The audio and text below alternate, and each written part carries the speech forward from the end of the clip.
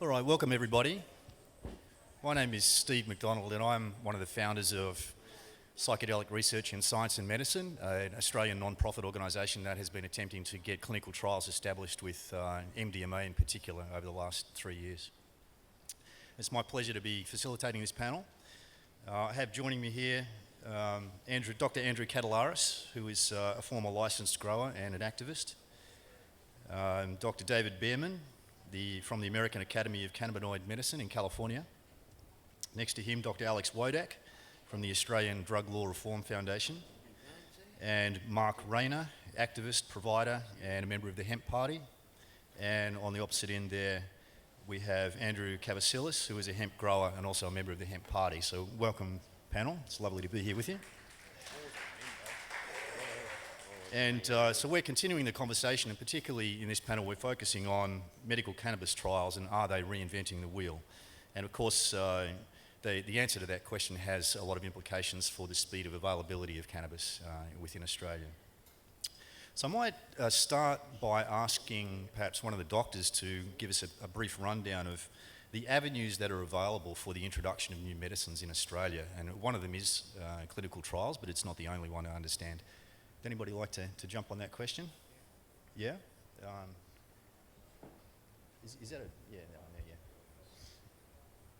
All right, so the question basically was how can you get cannabis in Australia, right?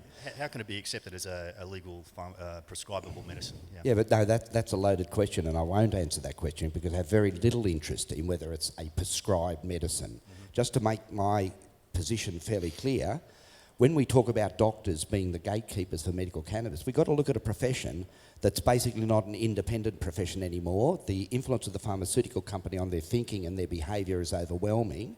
Their behaviour in things like antibiotics, they've created by profligate use of antibiotics, they've created an epidemic of disease-resistant bacteria, antibiotic-resistant bacteria.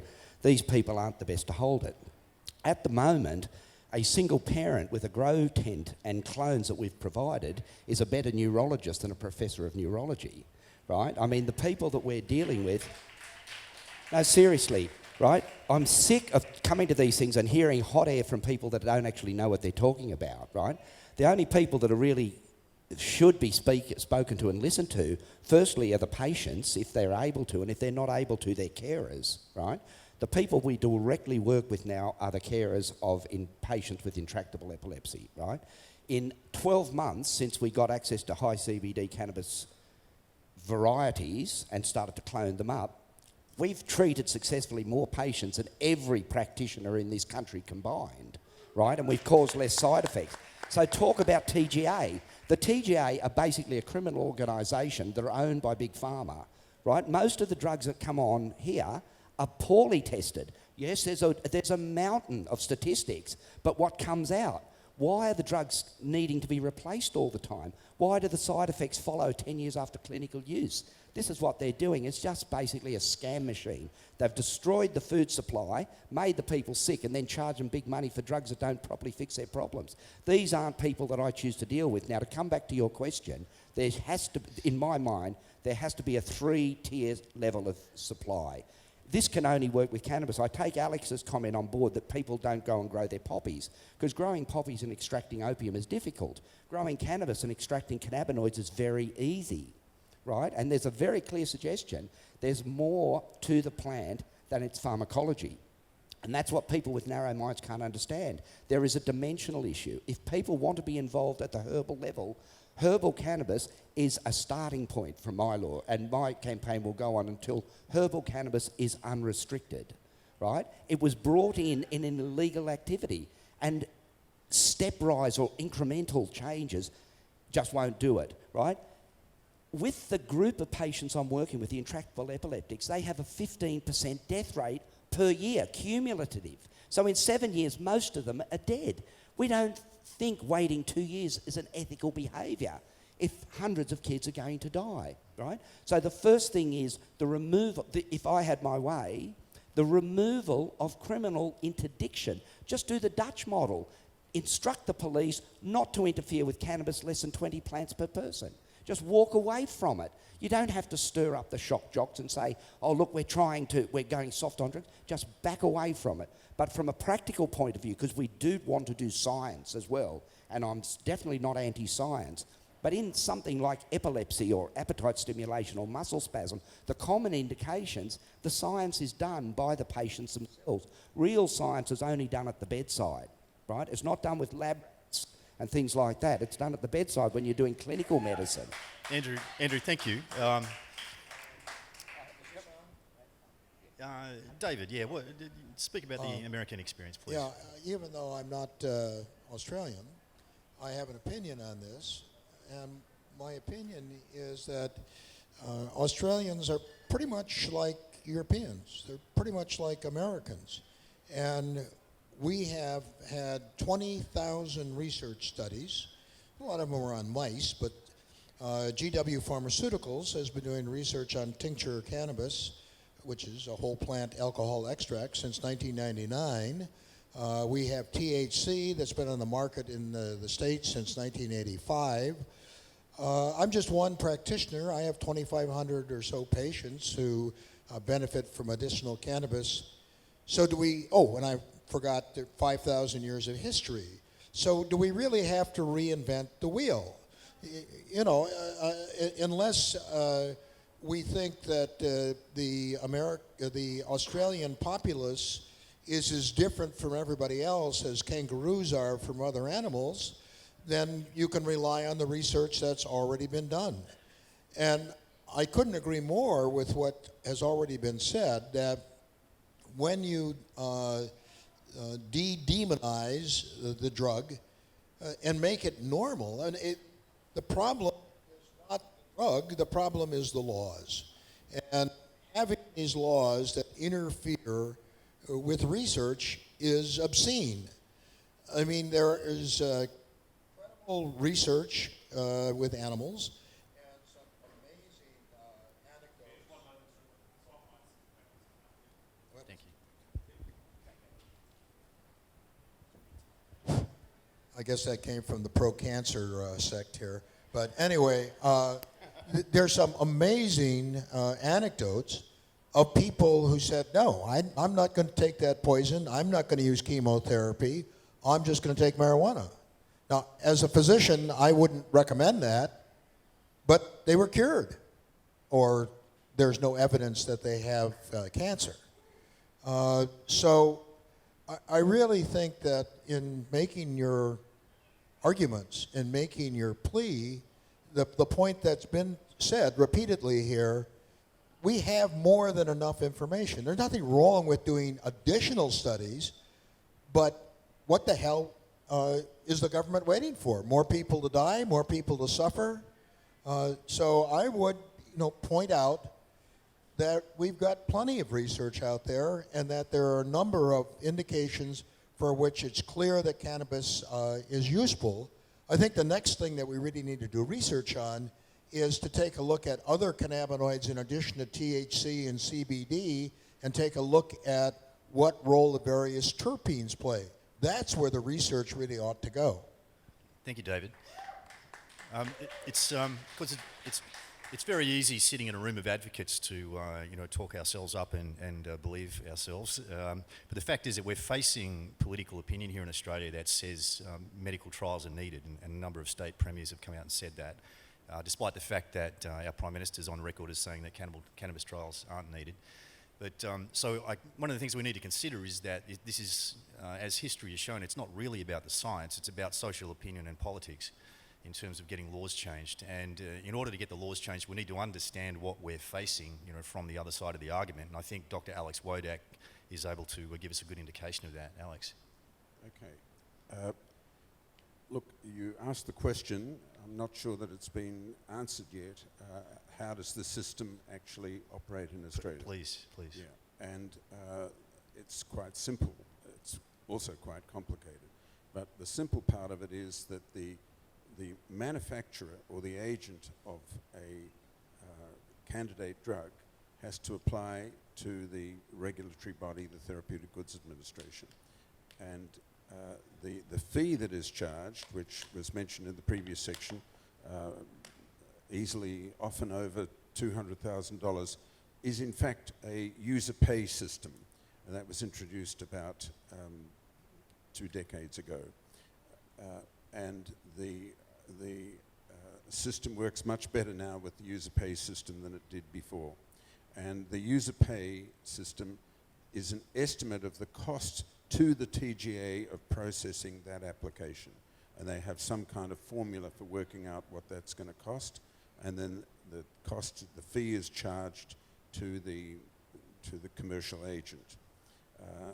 One of the defects of this system is that, unfortunately, is that drugs that are thought to be effective but are not going to make a lot of money, it's very difficult for the agent to pay that fee.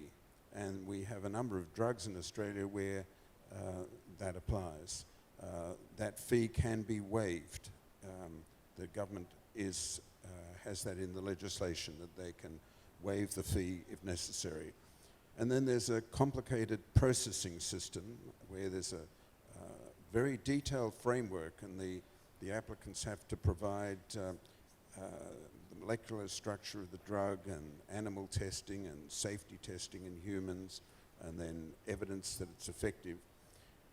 And then there's another system as well which touches on this to some extent, which is the pharmaceutical benefits system.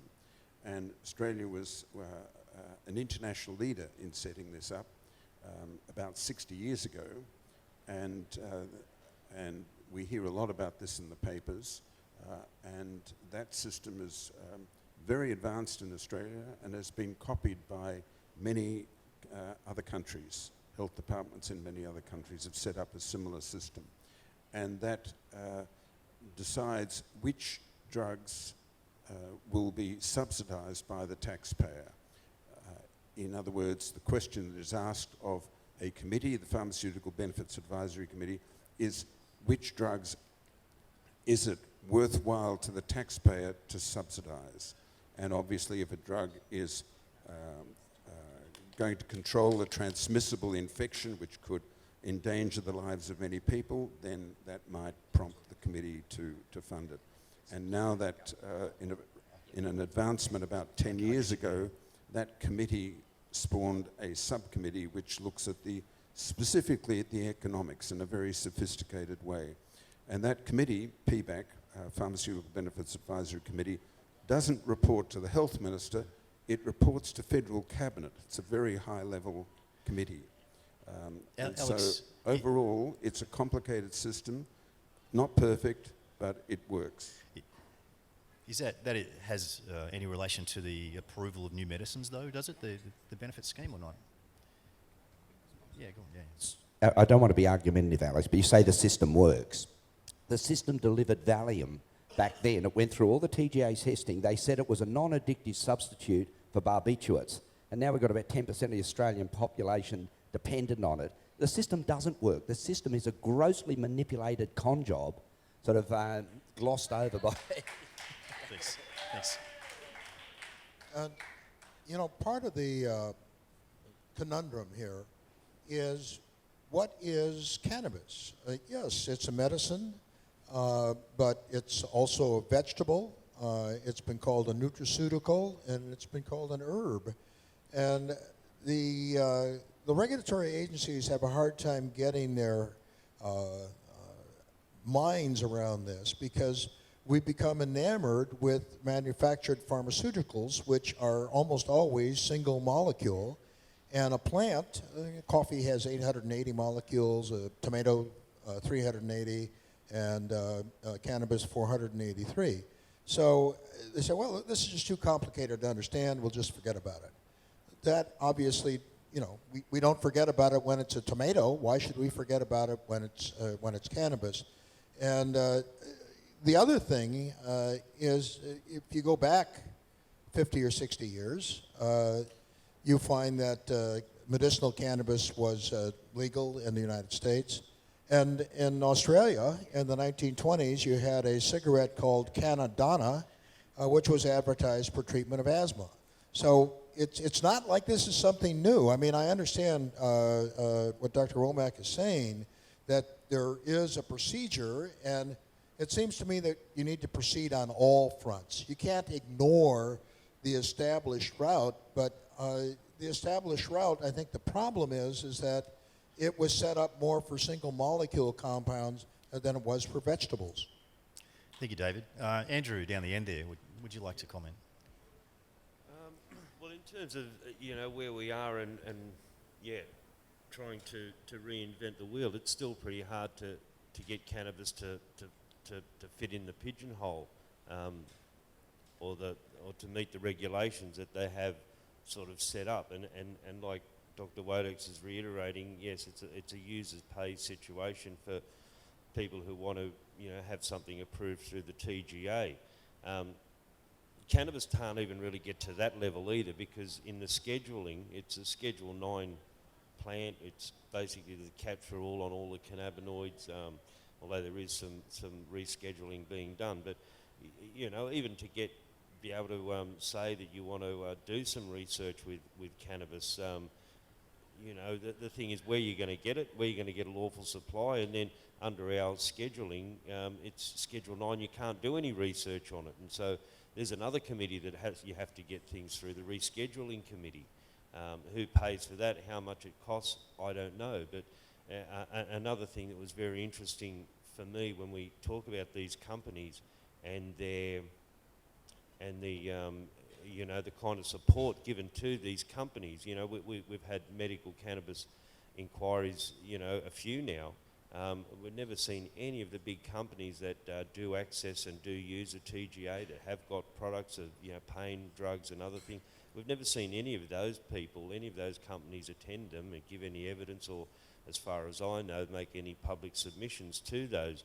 And so we have representatives for them and who fight very strenuously. They're medical professionals. They're the head of the Pharmacy Guild, head of the Royal Physicians, and who get up there and talk about the need for cannabis to meet these stringent regulations set by the TGA, because all these other companies are doing it. Now, these other companies, and it's probably just to add on from what Andrew is saying, if we have a look at them, a lot of them, I don't know how their companies' setups are or their business and their shareholders, but you've got companies who have been just fined billions of dollars over the years for criminal actions against the people, making false claims, false research, overpricing for drugs, willingly and convicted criminally. One of the big ones, GlaxoSmithKline, who own half of the opium produced in Australia, was fined for never adding vitamin C to its Ribena drink, a common drink that was used for so long, for so many people, paid extra for. You bought it from the chemist. And it just adds to what Andrew's saying, and probably points the finger at those in the medical profession who will get up and speak at those inquiries, in a way supporting those companies, criminal companies, who repeatedly have acted in criminal ways, have been fined for it, and saying that this system is good and we should make cannabis fit into that. And then blurring the lines between recreational use of cannabis and medical use of cannabis, enough so that it does blur the lines, it does create, question marks. Yeah.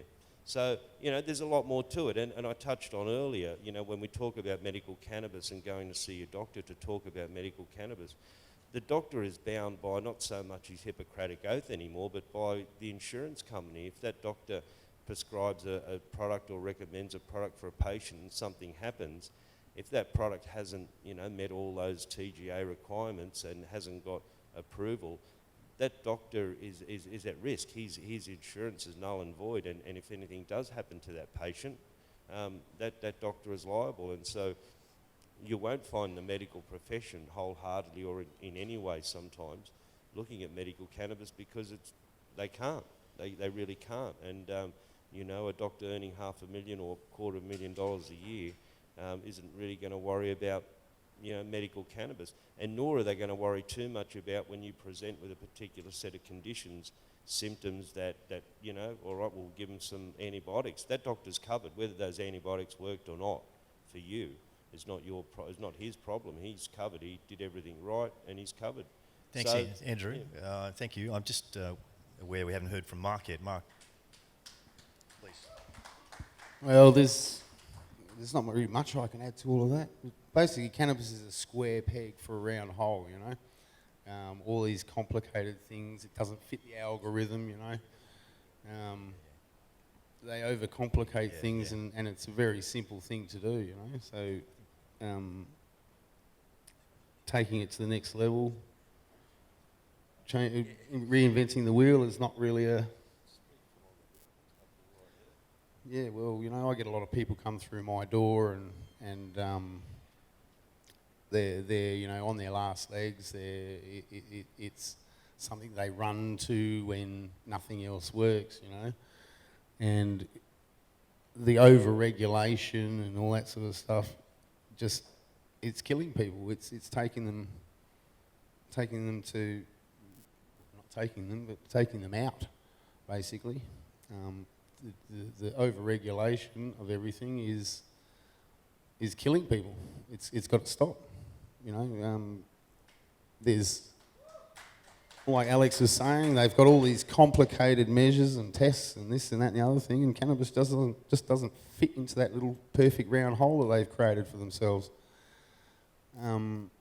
So we have to change that hole, bring it up, change the law, take it on. Everyone stand up.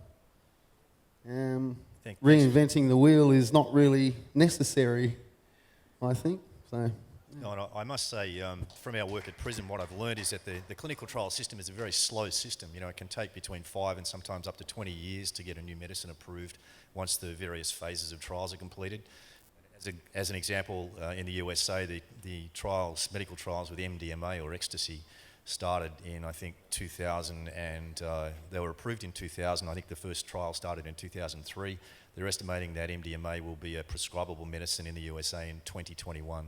So that's an example of how quickly the system doesn't work. I'd like to mention something about getting public opinion behind this. And one of the things that people seem to want to do is lower the cost of government. A good friend of mine was the director of the Illinois State Department of Mental Health. He wrote a book called Cannabinomics because he reckoned that if we introduced cannabis into the medical system, that it would decrease the cost of providing mental health services. And I think that that is certainly true. An example of that is there was a residential care facility in Israel. And a documentary was done by Zach Klein, excellent.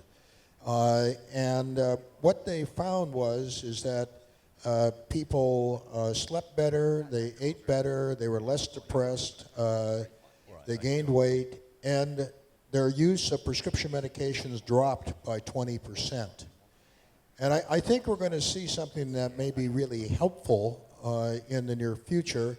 There's an organization in the States called the American Association of Retired People, ARP, and it's fairly powerful, probably more powerful than they should be.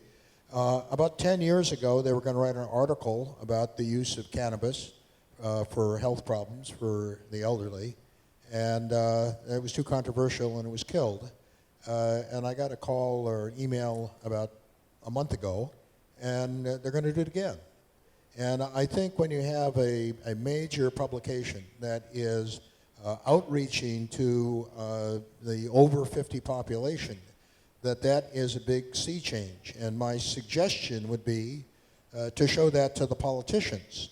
Because on the one hand, you have what Alex said about the formal system, but I've been a bureaucrat maybe half of my professional life, and the system can be interpreted any way you want. And if you want to make it difficult, as you've seen, you can. And if you want to make it easy, you can do that. And one way to make it easier is to get the people who vote, who the politicians listen to realize that this is something that is helpful for them. Oh, one last thing. I want to take a minute to tell you my book is going to be for sale in the back of the room, when we're done, my son will be there. I'll be answering questions. Thanks, And David. if anybody wants to sell anything else, bring it back there. Thank you very much. I think we were meant to be discussing the 3 trials.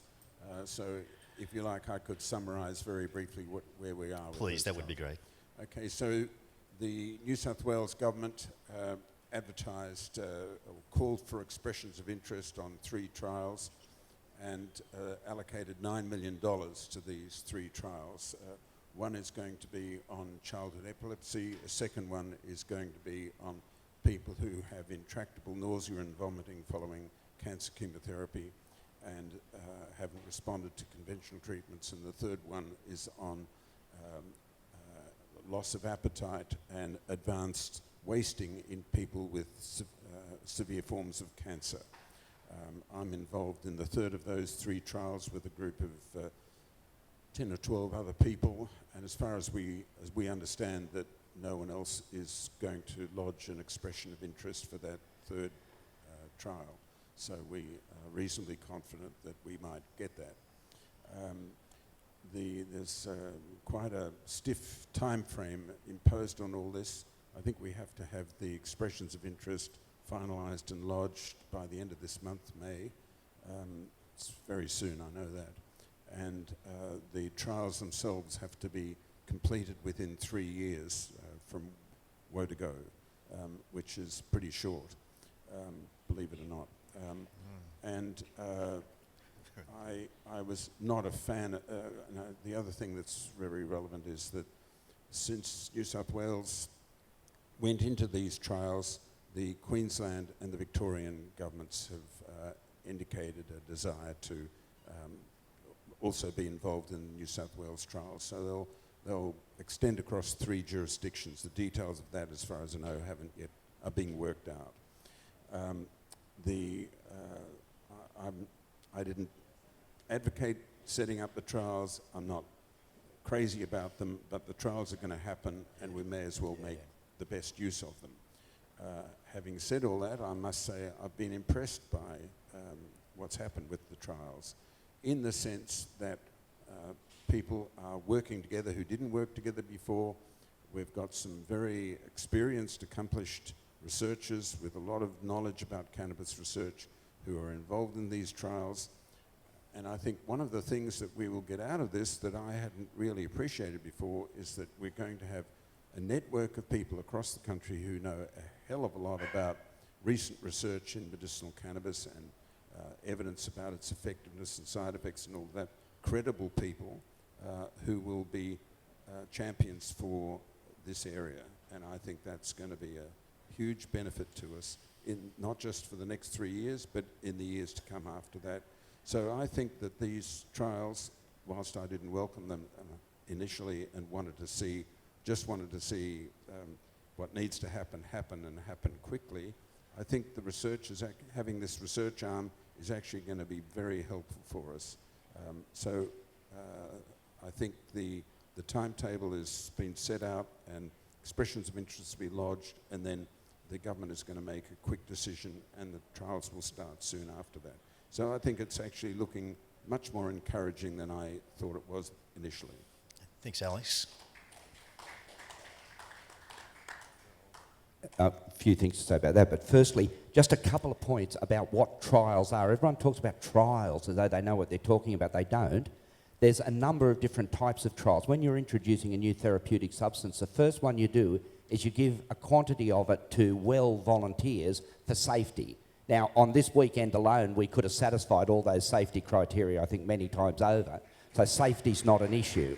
And that really touches on what Andrew said, that I've provided or facilitated provision to thousands of people now over the years without a care for potential toxicity, because I know the cannabinoids are the safest therapeutic substances known, right? There's no doubt about that. By any criteria, it's even safer than water, right?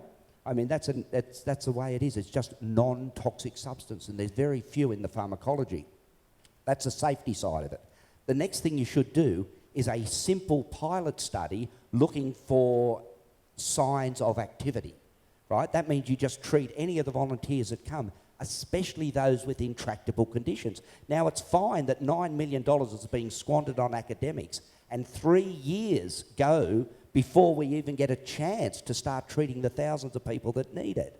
In those 3 years, right, something like 40% of the epileptic children that are now alive will be dead, right? This isn't a luxury. This isn't an academic exercise. The people we see day to day and the other carers see day to day will die without the medicine, right? It's an obscenity the way they've done this. What we're currently doing is a pilot study. I'll just take a moment to explain why this double-blind, placebo-controlled method is not the right way to address at least the epilepsy problem, and I'll tell you why.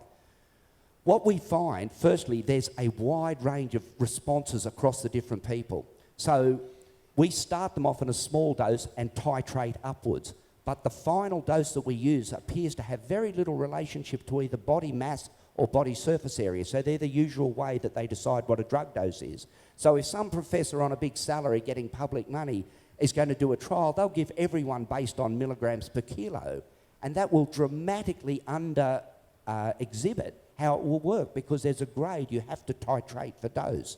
The other thing is, one drug doesn't work for everyone, so we start them off in a certain way. We'll start them off on some unheated CBDA, and then we'll go to CBD if that hasn't responded. Then we'll go through the THCs and the CBNs. So we run through a program and find the best response for that individual. If you do a double-blinded placebo control study, you don't do that.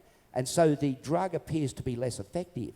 The only reason placebo-controlled trials are done at all and why they're designed is for two competing drug companies to put a drug of very similar action against each other and see if they can get the magic 20% different response that makes them claim it's a successful drug. Now, bear that in mind. Some of these epileptic drugs only demonstrate 20% improvement over placebo, right? That's nothing for a kid that's having 60 seizures a day, because if you knock off that down to 40, they're just as sick. But they're selling these drugs sometimes at $12,000 a year for stiripentol.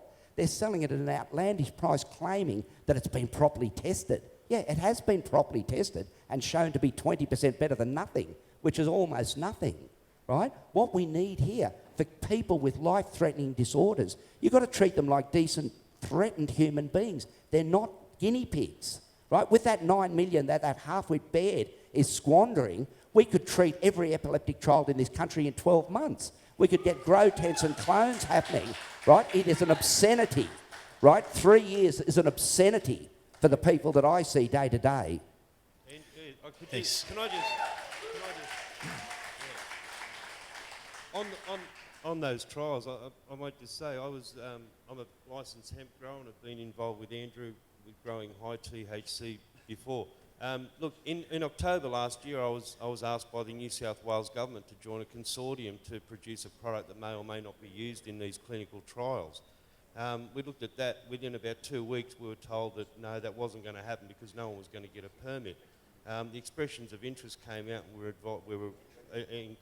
we were encouraged to put in expressions of interest. In the formulating of that, I got in contact with various universities and other research bodies that could help. As far as we were concerned, we would be harvesting otherwise discarded cannabinoids. So we had pretty good interest from unis and especially up in Queensland there. But in that, yes, I spoke to health department officials who were involved in the coordination of those EOIs, and I mean it's quite technical, and I'm not the full technical bit on it, but it's sort of carry on from what Andrew was saying that well, for a start, I was told of the $9 million, $6 million was already taken up by the academics, and basically we were told straight out that 2 of those clinical trials were probably never going to get up, and no one in Australia was going to be allowed to grow cannabis to do those things to get a medical product ready for clinical trial purposes. So, but the heartening bit of that was that all effort would be put into importing Epidiolex from the UK, from GW Pharmaceuticals, to at least put all the effort into doing the paediatrics epileptic trials. So, look, in the end, health officials were kind of good about it, and were basically asked to continue and go through the motions and put our expressions in. I found that you know, this could be a long way into nowhere. I find that, you know, Premier Baird and the other premiers who have made announcements are all being quite hollow. It's a way to shut sick people up and get them off their back, where they can say, well, look, we're entering into this, you know, they're having a go. I firmly believe that medical, and this is coming from the Hemp Party. I'm actually the secretary of the Hemp Party, and what we're pushing for is for the Minister for Health, Susan Ley, and the Prime Minister, Tony Abbott, to step up on this. It's a Commonwealth, it's a federal issue, and when we look at the TGA and how its impact on the whole medical profession in all the states, that's where we need to push. We need Tony Abbott and the Minister for Health to look into this, and we need an inquiry. We need a full federal inquiry into the rescheduling of cannabinoids, to allow for proper research to be done by not just one or two groups, but for various groups. And you know, if there's going to be any bending of rules or you know, writing of new legislation, it should be around how to get more research, proper research done. And you know, that's what's really going on. You know, there is lots of announcements being made by Victoria, Queensland. But it's all hollow. I really just don't believe them. We really need Commonwealth stepping in on that. And we just got to remember as well, you know, Tony Abbott was the Minister for Health in the Howard government when Bob Carr was talking about this here in New South Wales. So this has passed his desk before. It's not new for him. Andrew. And the more that they can, you know, get sick people off their back and say there's something happening, the more clean air they get. We have to, you know, really keep the pressure on. Andrew, everyone. thanks for that. I think we haven't got much time left, and I want to open it up to questions very shortly. But what I would like to ask the panel, just before we open up to questions, is just very. Well, all right, very quickly. Sorry. Yeah. I just want to touch on what Andrew had to say. It's a square peg in the round hole thing. Cannabis therapy, I've found, is very, very individual. You can't just give everyone the same thing. Right? What works for one? Michelle Whitelaw is a good example, and all the CLK5 kids. Not what's working for one is not working for another. So, you know, you have to chop and change, you have to adjust things as you're going through, and trials are just going to fail because of this simple fact. You know, what Andrew said, you've got to play with things. You've got to, you know, what doesn't work for one, what will work for another, and we've got to adjust things and move along. And from the ground floor level, trials are just frustrating, you know. Thanks, Mark. That's it. So just following on from what Andrew said there, I'm given that there is this momentum now for clinical trials and money's even been allocated. How do we change that? How do we shift that momentum? How do we find strategies that can allow us to get around doing those trials? Yeah, I want to comment on the trials. Obviously, they're going for the low-hanging fruit. I mean, in terms of nausea, in terms of appetite stimulation, those studies were done in 8 states in the United States 30 years ago. In terms of seizure disorder, that was done in 1947. Australia, with their clinical trials, has the opportunity to get on the cutting edge. We need to have clinical trials on attention deficit disorder. We need to have clinical trials on post-traumatic stress disorder.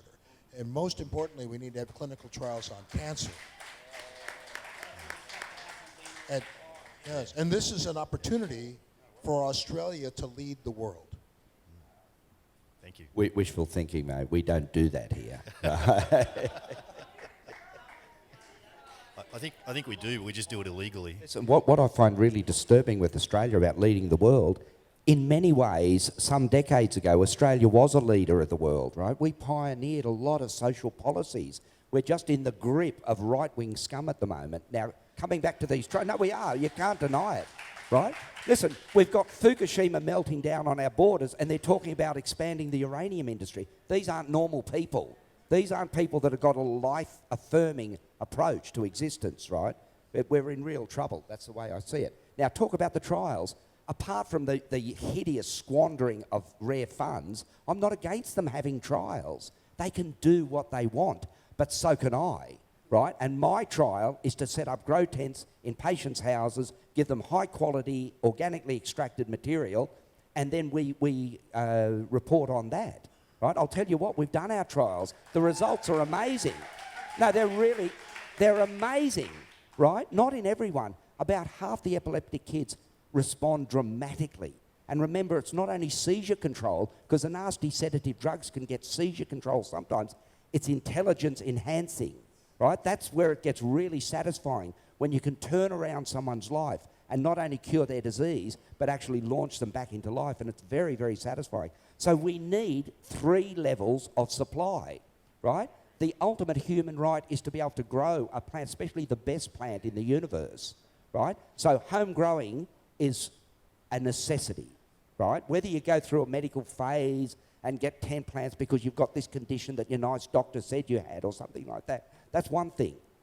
The next thing, we do need an element of science in this that you won't get from Big Pharma. Big Pharma will try and chemically alter the cannabinoids so they can patent them. What we need is an intermediate between home growing and Big Pharma, and that would be the co-op model, where you either take on proxy growers, so someone like Cav or me or any of them here would take on 100 or 1,000 patients, and therefore you have the right to grow 1,000 or 10,000 plants and extract them and look after them. And part of that obligation is then you provide statistics, right? That is the best way. That's an organic method that doesn't involve the TGA and that doesn't involve excess delays or having your pot in dicky little containers from GW flown over from England. You know, it is a backyard first. It is a small-scale company second, and if GW or anyone else wants pharmaceutical-grade single extract, they can have it, but I won't be taking it. Thank you. Your question? Okay. We have a serious issue in the media right now. There's a 2-year-old child that her fearless father treated her with medicinal cannabis, and she went from bedridden to saying she wanted to play outside and, "Daddy, my tummy's not sore." So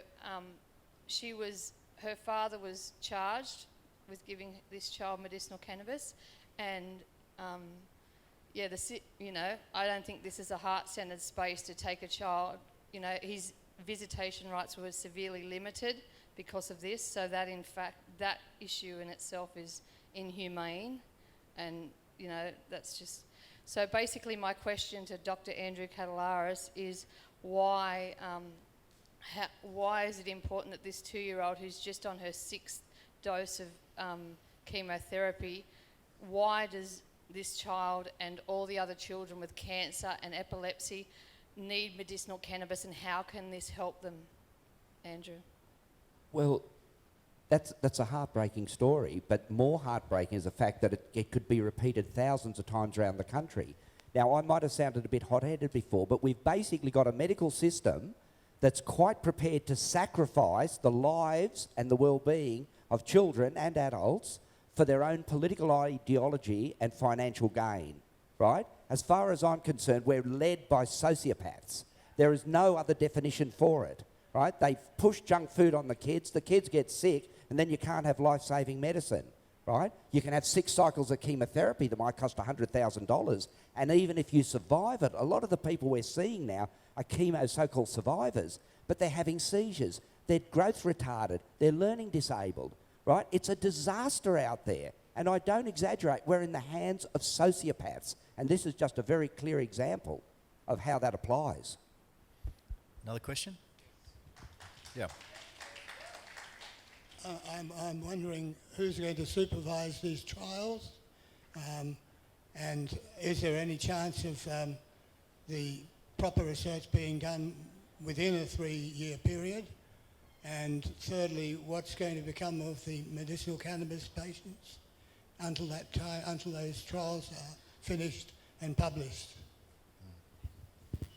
Can I just say that the guy asking the question, that's Dr. Graham Irvine. He has a PhD in the legalisation of medical cannabis in New South Wales. He's done a lot of work, a lot of research, looked at a lot of the recognised medical cannabis trials that have been done around the world, and for me culminated in being the first individual to bring Sativex in from the UK to assist with his Parkinson's. But he's a hell of a researcher and he knows what he's talking about. Yeah, thanks, Graham.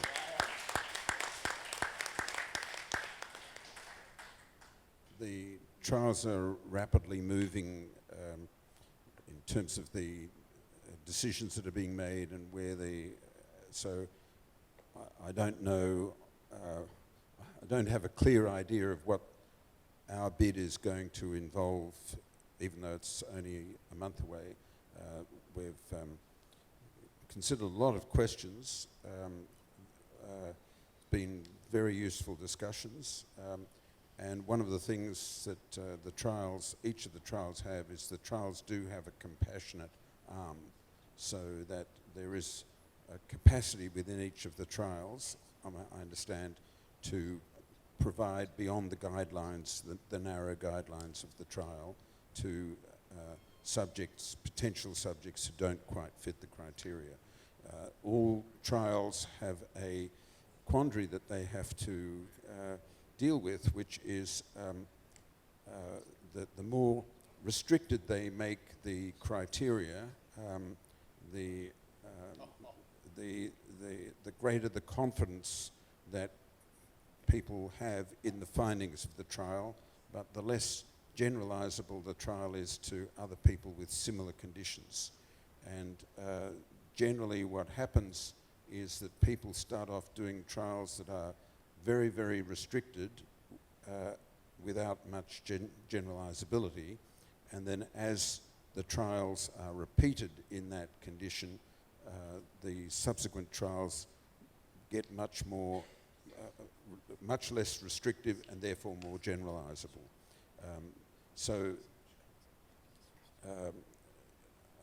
David is right. There have been trials that have been done in this area that I'm working in, my group is working in.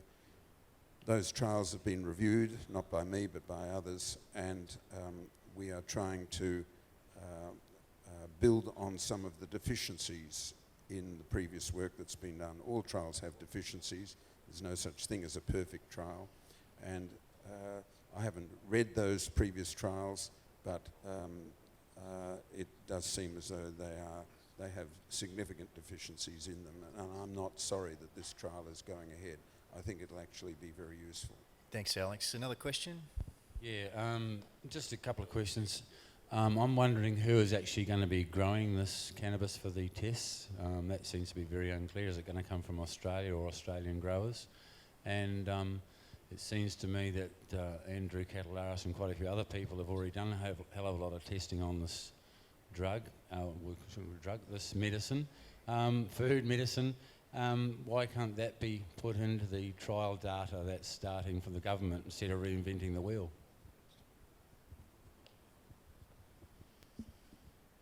I'm not certain about this, but I think they're trying to punish the people that had the temerity to go ahead without and not actually invite them onto the trials, right? But who cares? They'll get better medicine herbally, right? I mean, that's my take-home message. Firstly, it's a herbal medicine, right? If you want it as a technical medicine, you can have it, but you can't stop the people having a herbal medicine. You know, there are a variety of ways of proving that something is medically useful. We've become enamored with research-based medicine. But I know a few years ago I heard a talk, and only about 35% of what American doctors do is supported by double-blind studies. Much of what we do in medicine is a result of historical trial and error. And there are such things as having a case study, and it could be a case study of one. And that's what's being discussed here is, yes, you can have double-blind studies, but why not have case studies as well? And when you're talking about cancer, the way to do a double-blind is not say, well, we're going to give this person marijuana and this person nothing. What we're going to do is we're going to take people who are getting conventional chemotherapy and give them marijuana, or people who say, I don't want conventional chemotherapy and take it, and pair them up sort of epidemiologically with people of similar age, sex, and geographic location who don't want to take marijuana. So you don't have to arbitrarily say, we're going to give you this medicine that we're pretty sure will cure you, and you don't get it. No, we leave that to the individual and the decisions that they're already making. I mean, once you start talking about doing trials, there's a great opportunity to incorporate what people are already doing and to recognize what people are already doing. And it's not an either-or situation. The university-based double-blind clinical trial studies are fine, but so too are case studies and so too are epidemiological studies. And hopefully in this discussion about studies that it will be with the point in mind of improving the quality of life of people who have a whole host of illnesses and not just stopping at the low-hanging fruit.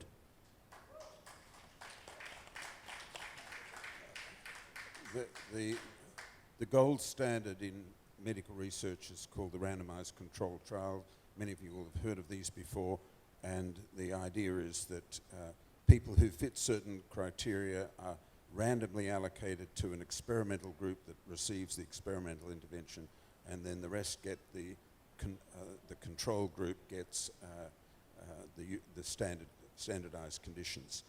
And there's no doubt that's been a very useful way for helping medicine to advance a lot.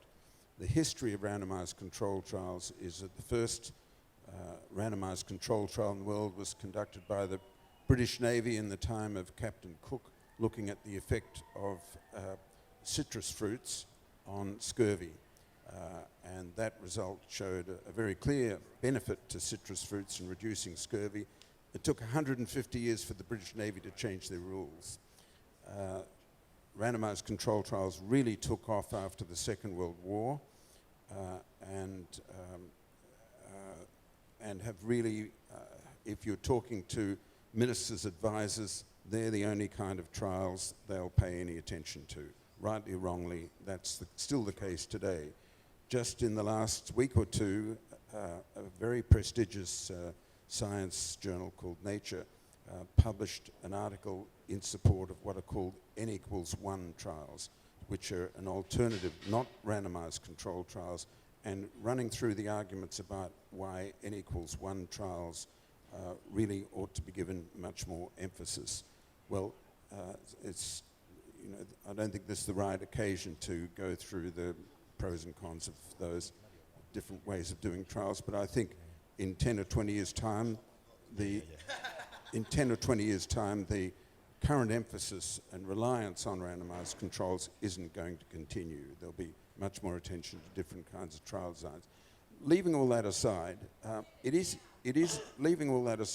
important that we have types of medical research that we can rely on, that are very efficient in finding out and separating truth from falsehood. Thanks, Alex. We do need to wrap up, I'm afraid. The march is about to start, and we've got to hear some final words. I'd like to thank everybody for being here, and particularly the panel for their educated comments. Can you please put your hands together for the panel? Yeah, the panel. I love a good panel.